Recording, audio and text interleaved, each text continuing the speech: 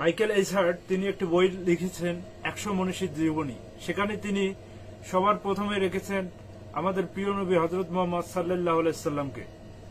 তাই আমি তাকে খুব পছন্দ করি। নকুল কুমার বিশ্বাস তিনি কোরআনকে নিয়ে গান লিখেছেন, তাই আমি তাকেও খুব পছন্দ করি।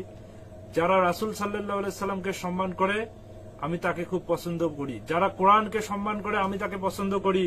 কিন্তু যারা মুসলমান হওয়ার পরও কোরআনের বিরুদ্ধে নানান বাজে মন্তব্য করে, যারা মুসলমান হওয়া সত্ত্বেও রাসূল সাল্লাল্লাহু আলাইহি সাল্লামের আদর্শের বিরুদ্ধে কথা বলে, আমি তাকে মন থেকে ঘৃণা করি।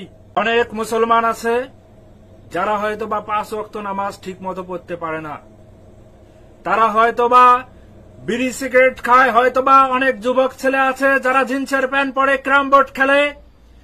তারা যদি শুনতে পায় যে কেউ রাসূল সাল্লাল্লাহু আলাইহি সাল্লামকে নিয়ে কটূক্তি করেছে, তখন তারা ওই ক্যারাম বোর্ডকে তুলে ফেলে দিয়ে সেখান থেকে ছুটে যায় জীবনের ঝুঁকি নিয়ে।